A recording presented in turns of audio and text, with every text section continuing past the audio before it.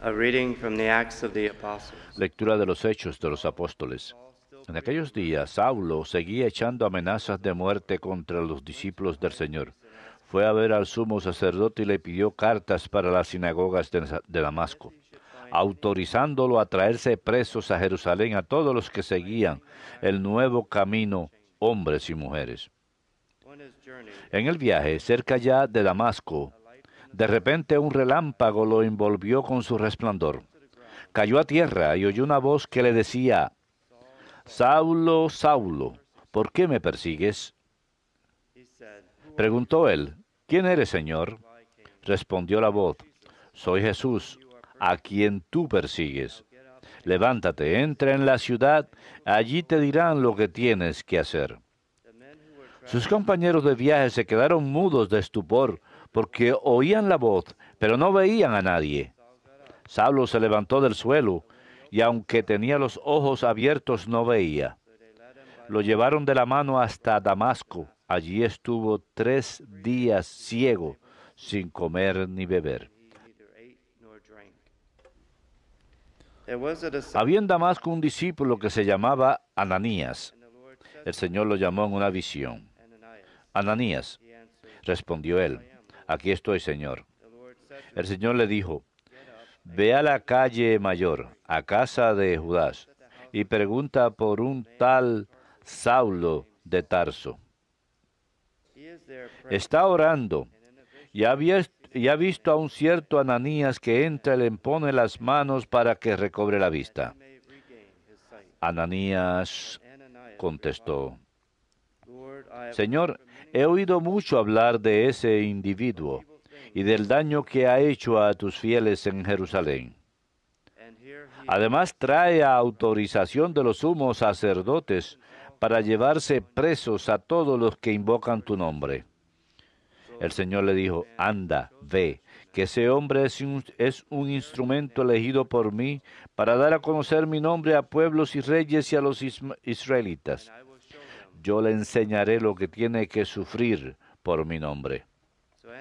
Salió Ananías, entró en la casa, le impuso las manos y dijo: hermano Saulo, el Señor Jesús, que se te apareció cuando venías por el camino, me ha enviado para que recobres la vista y te llenes de Espíritu Santo. Inmediatamente se le cayeron de los ojos una especie de escamas y recobró la vista. Se levantó y lo bautizaron, comió y le volvieron las fuerzas. Se quedó unos días con los discípulos de Damasco y luego se puso a predicar en las sinagogas afirmando que Jesús es el Hijo de Dios.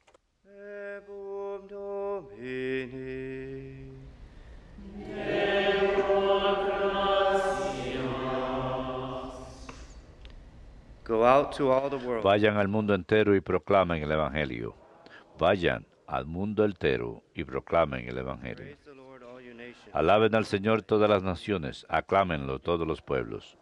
Vayan a todo el mundo y proclamen el Evangelio. Firme es su misericordia con nosotros, su fidelidad permanece por siempre. Vayan a todo el mundo y proclamen el Evangelio.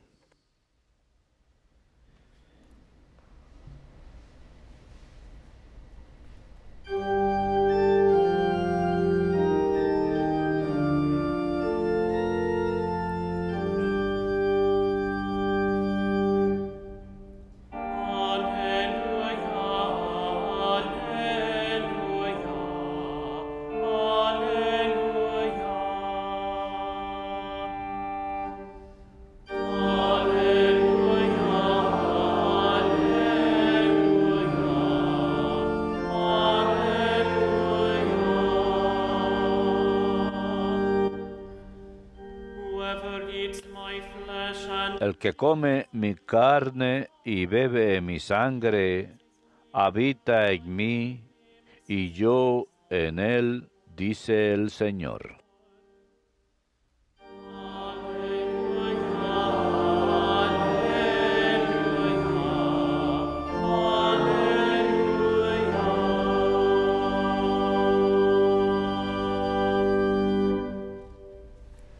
Dominus vobiscum.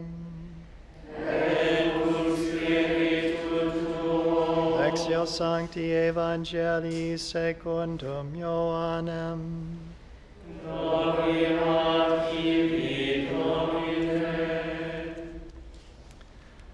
The Jews quarreled among En aquel themselves. tiempo disputaban los judíos entre sí, ¿cómo puede darnos a comer su carne? Jesus said to them, Entonces Jesús les dijo, Amen, amen, les I say aseguro to you, unless you que eat si no comen la carne del Hijo del Hombre y no beben su sangre, no tienen vida en ustedes.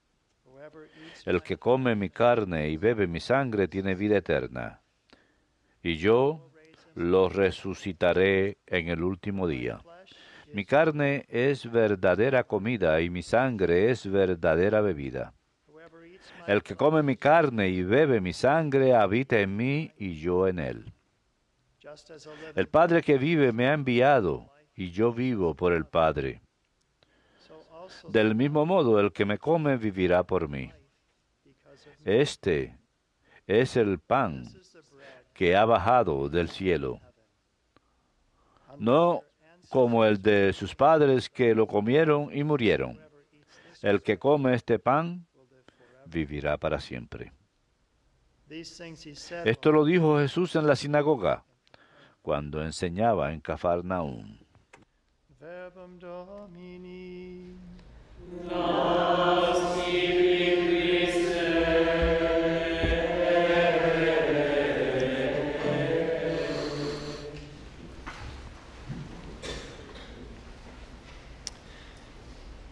It was a couple of years ago. Fue hace un par de años, Just celebrated the Mass. acababa de celebrar la misa en el Santuario del Santísimo Sacramento en Huntsville y había escuchado confesiones. Outside the main Había salido de las puertas principales por atrás cuando una pregunta pidió hablar conmigo. Ella se había criado en Pakistán, él en otro país, but they had been pero missionaries habían sido misioneros en un país en el Medio Oriente for 10 years. durante 10 años. They had been part of the underground church. Habían sido parte de la iglesia clandestina ahí durante 10 años. She said that when she was Ella dijo que cuando era niña su madre siempre le enseñaba every day be ready for martyrdom. que todos los días estuviese preparada para el martirio, lo cual era una verdadera posibilidad en Pakistán. Pero durante sus 10 años Underground church, en la iglesia clandestina, her house su casa part of that underground era parte de esa iglesia clandestina secret y tenían basement. un sótano secreto donde la gente ingresaba para escuchar la misa, lo cual era muy infrecuente. Come on Sunday, Y la gente solía venir los domingos y solían traer sus propios platos and so que habían they cocinado. asked them where- Así que las autoridades, si les preguntaban dónde iban, decían que iban a una fiesta, which y was true. lo cual era verdad. Something that would happen. Pero había algo que ocurría antes de ello, algo mucho más importante, no solamente comida para el cuerpo, sino como Jesús dice, este es el alimento verdadero que les dará vida eterna. So they would have mass. Así que celebraban misa They said y frecuentemente good times they would decían, once a month. en los buenos momentos lo hacían una vez al mes. Un sacerdote o un obispo venía Secretly y en secreto, incógnito, celebrate mass. celebraba la misa, consacraba un gran número de hostias And then y luego husband of this el esposo de esta pareja, en esta pareja, distribuía la comunión durante ese mes, en especial a aquellos que estaban enfermos o moribundos. and so once a month if things Así que una vez al mes y las cosas iban bien, a veces solamente una vez cada 2 o 3 meses. he went on to tell a story. He said, Y luego me contaron una historia. Me dijeron, ¿me podrías pasar la mañana entera contándole historias acerca de diferentes cosas que el Señor ha hecho para ayudar a la iglesia perseguida? and so he told one story. Así que contó una historia de cómo iba a presentar comunión a un moribundo y tenía los libritos para recibir la Sagrada Comunión y las oraciones que tenían que rezarse. Y se había olvidado por completo de una garita de verificación policial por donde tenía que pasar. Y se encontraban cosas relacionadas a la adoración cristiana, lo podían mandar a la cárcel o peor. Así que le está llegando al punto policial y hay carros adelante de él que están siendo revisados y estaba lleno de angustia. Estaba rezando, tenía el Santísimo Sacramento Next to his heart. guardado en un paquete cerca de su corazón. Estaba lleno de angustia, preocupado de lo que le iba a pasar. Y se dijo, súbitamente todos los motores se apagaron, los motores de los carros se apagaron. Hubo un gran silencio. Y escuché que el Señor decía, ¿acaso no sabes que yo estoy en tu bolsillo? Y fue un momento de comicidad en donde toda esa angustia se desvaneció y él avanzó al punto de verificación sin temor y simplemente lo dejaron pasar. Y cuenta otra historia de un joven que se había convertido a la fe católica y por ello fue mandado a prisión, era golpeado y la golpiza fue tan grande que simplemente quería morir y llamó al Señor diciéndole, Señor, llévame a casa. El Señor se le apareció diciéndole que iba a estar bien. El día siguiente las autoridades lo llamaron de prisión y le dijeron, no sabemos a quién conoces, pero quedas libre hoy. Y efectivamente, la pareja decía, le podemos contar historias toda la mañana, todo el día, de cómo el Señor nos ayuda y a la iglesia perseguida. Así que el Señor se identificó con la iglesia perseguida en la primera lectura de hoy. Saulo, ¿por qué me persigues? ¿Quién eres, Señor? Soy Jesús, a quien estás persiguiendo. Así que Saulo se convierte en el gran apóstol del Señor. Él sufrió golpizas también y flagelamientos y hambre y sed, todo tipo de cosas que relata en una de sus cartas, todas las cosas que sufre y finalmente sufre martirio.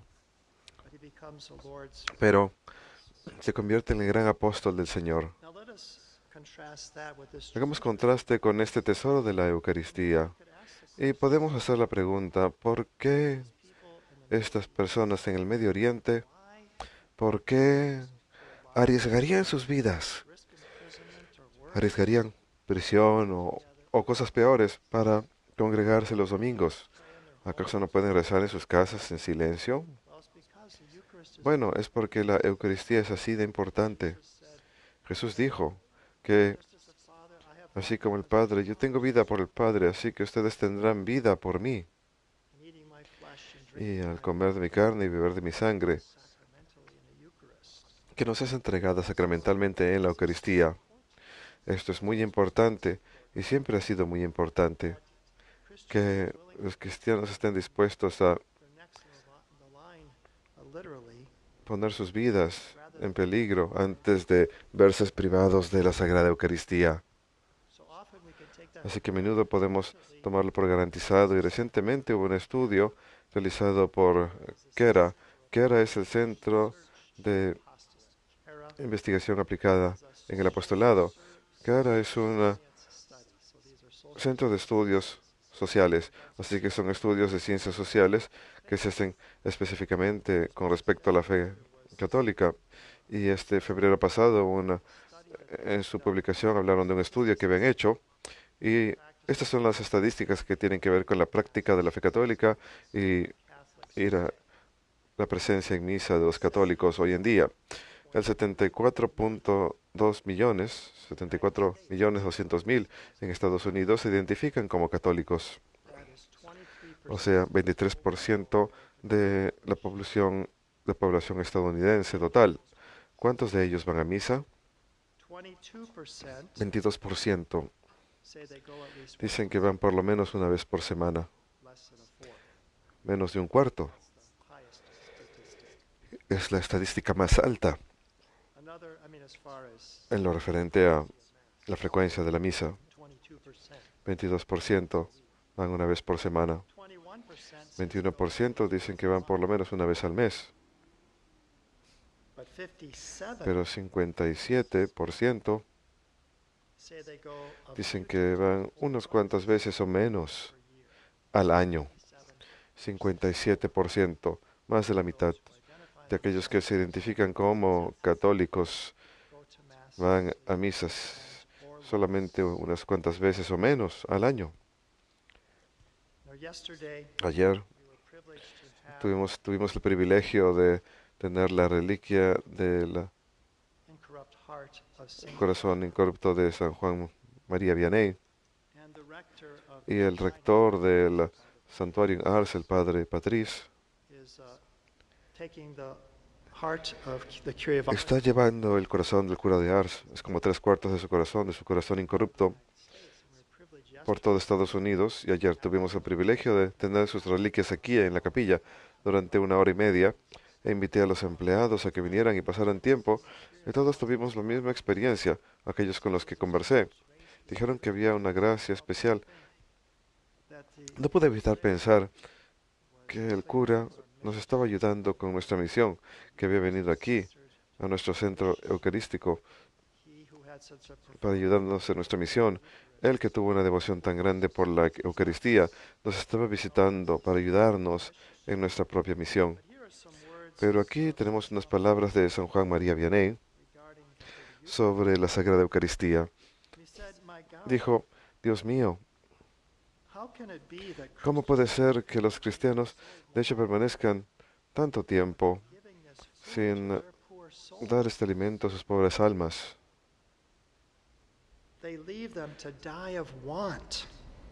Permiten que mueran de hambre.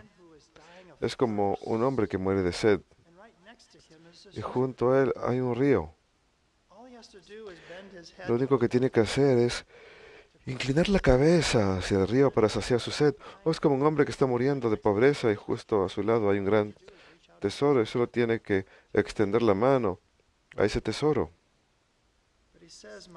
Pero dice: Dios mío, qué tristeza y ceguera cuando tienen tantos remedios para sanar sus almas y tanto alimento para conservar su salud.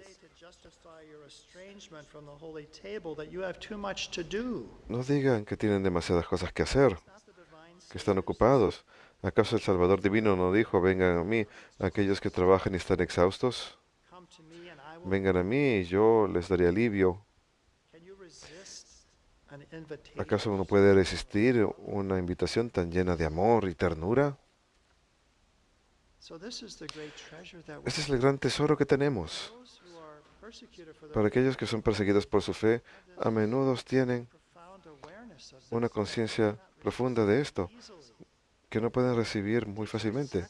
Toman gran sacrificio y se ponen en peligro para recibirla, pero entienden el tesoro que es y voluntariamente se ponen en riesgo para poder recibir este tesoro. Para nosotros, que lo tenemos tan fácilmente disponible, nos podemos volver indiferentes y, sin embargo, sigue siendo lo único que ha de saciar los anhelos más profundos de nuestros corazones y almas, sin importar cuántas riquezas tengamos, cuánto tengamos en el occidente. No hay nada que pueda satisfacernos el anhelo más profundo de nuestros corazones, sino la Eucaristía. Solo la Eucaristía puede. Y San Juan María Vianney dijo: sin la Sagrada Eucaristía no habría felicidad en este mundo. La vida se volvería insoportable. Cuando recibimos la Sagrada Comunión, recibimos nuestra alegría y felicidad. Y esto es lo que dice que debemos hacer después de recibir la Sagrada Comunión esta mañana, o en cualquier momento. Dijo: ¿saben cómo alguien que tiene una curiosidad irresistible, de saber lo que están diciendo en el cuarto de al lado y escucha a través de la cerradura? Así que está escuchando a través de la cerradura para saber qué dicen, por curiosidad. Y San Juan Vianney dice: deben escuchar todo lo que Dios les dice a ustedes en la cerradura de sus corazones. No quiere que nos distraigamos o diferentes cosas después de la comunión. Él dice: no, escuchen por la cerradura de su corazón lo que el Señor les susurra después de recibir la comunión. El Señor les quiere comunicar algo después de la comunión. Así pues, hermanos, a pesar que tantos hoy en día en el occidente son indiferentes a este gran tesoro, nunca seamos indiferentes. Jesús dijo que no debemos buscar la comida que perece, Y Él dice en el Evangelio de hoy que Él tiene vida por el Padre. Y dice, aquel que come de mí tendrá vida, vivirá por mí, porque este es alimento verdadero y bebida verdadero. La Eucaristía alimenta nuestras almas, las partes más profundas de nuestras personas, y nos da esa vida eterna. Y damos inicio a eso, damos inicio a la vida de gloria a través de esta recepción de la Sagrada Eucaristía. Que el cura de Ars, San Juan María Vianney, nos ayuden a tener un mayor amor y devoción por la Sagrada Eucaristía.